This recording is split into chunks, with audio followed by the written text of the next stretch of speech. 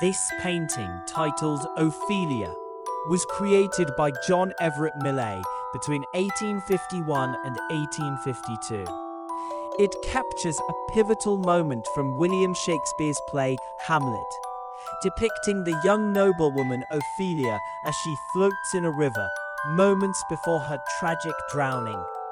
Millais presents Ophelia singing, her body partially submerged, surrounded by a dense and meticulously rendered natural landscape. The work is part of the collection at Tate, Britain in London, and is widely regarded as one of the most significant achievements of mid-19th century British art.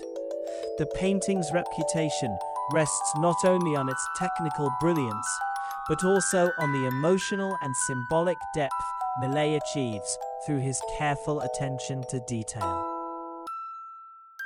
John Everett Millais was a founding member of the Pre-Raphaelite Brotherhood, a group of artists established in 1848 who sought to revitalize British art by returning to the vivid colors, intricate detail, and complex compositions characteristic of early Renaissance painting, prior to the influence of Raphael. At the time he painted Ophelia, Millais was in his early 20s, yet his skill and commitment to naturalism were already exceptional. The Pre-Raphaelites emphasized a close study of nature and a dedication to truth in representation, both of which are evident in this work. Millais' approach merged literary inspiration with scientific observation, resulting in a painting that is both visually arresting and rich in narrative content. The scene depicted in Ophelia is drawn from Act 4, Scene 7 of Hamlet. In this passage, Queen Gertrude describes how Ophelia, having lost her sanity following her father's death and Hamlet's rejection, falls into a stream. As she floats, she sings fragments of old songs, gradually succumbing to the water. Millais chooses to illustrate the moment described by Gertrude, capturing Ophelia suspended between life and death. The painting's stillness is striking. Ophelia's face and posture convey a sense of resignation and vulnerability, while the surrounding landscape teems with life. This juxtaposition reflects Victorian interests in both Shakespearean drama and the exploration of psychological states, particularly themes of innocence, madness, and mortality. One of the most celebrated aspects of Ophelia is its extraordinary botanical detail. Millais painted the background on the banks of the Hogsmill River in Surrey, spending months outdoors to capture the precise appearance of the vegetation. He rendered each plant with scientific accuracy, including specific species such as willow, nettle, daisies, poppies, violets, forget-me-nots, and pansies. Each flower was selected for its symbolic resonance within the context of Ophelia's story. For example, the willow tree leaning over the water is traditionally associated with forsaken love, while the poppy near Ophelia's right hand symbolizes death. Daisies represent innocence, violets stand for faithfulness and young death, and pansies suggest thoughts or remembrance. By including these plants, Millais not only grounds the scene in a realistic setting, but also weaves in a subtle narrative layer, inviting viewers to interpret the emotional and symbolic undertones of the composition. A closer examination of the painting reveals the remarkable care Millais took in rendering the natural environment. The water's surface is depicted with a glass-like clarity, reflecting both the sky and the tangled vegetation along the banks. The dense growth of plants, some in bloom, others beginning to decay, creates a sense of the cyclical patterns of growth and decline in nature, subtly echoing the themes of mortality and transience present in Hamlet. The inclusion of detailed mosses, ferns, and wildflowers demonstrates Millais' dedication to botanical accuracy, a hallmark of the Pre-Raphaelite style. The model for Ophelia was Elizabeth Siddal, a prominent figure within the Pre-Raphaelite circle. Siddal was an artist and poet herself, and later became the wife of Dante Gabriel Rossetti, another founding member of the Brotherhood. To achieve the desired effect, Millais had Siddal pose in a bathtub filled with water in his studio, using lamps to keep the water warm.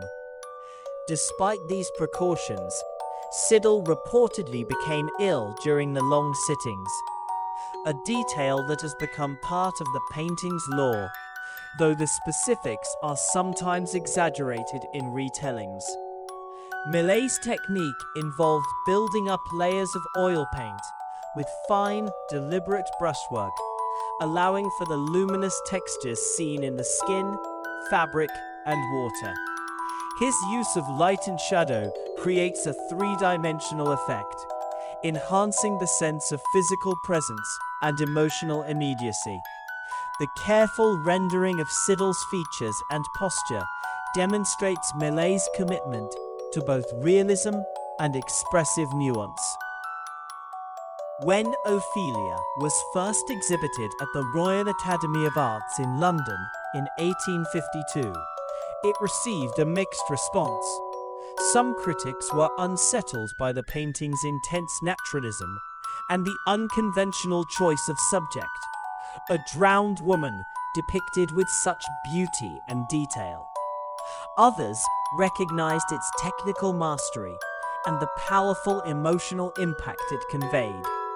Over time, Ophelia's reputation grew, and it came to be celebrated as a masterpiece of Victorian art.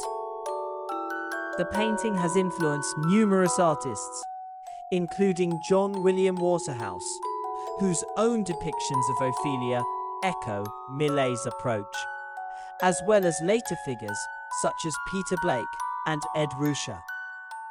Beyond the visual arts, Ophelia has inspired interpretations in literature, theatre, and film, underscoring its enduring cultural resonance.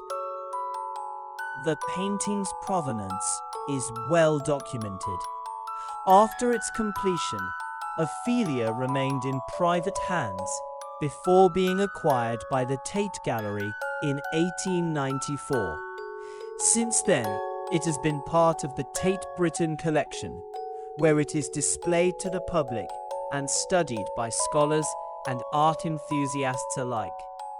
Its prominent placement within the museum reflects its importance within both the Pre-Raphaelite movement and the broader history of British art. The painting is regularly included in exhibitions and publications, and reproductions are widely circulated, contributing to its lasting visibility and influence. Turning attention to Ophelia's expression and pose, Millais achieves a delicate balance between tragedy and beauty. Ophelia's face is calm, her gaze directed upward, yet unfocused, suggesting a detachment from her surroundings. Her lips are slightly parted, consistent with Shakespeare's description of her singing as she floats.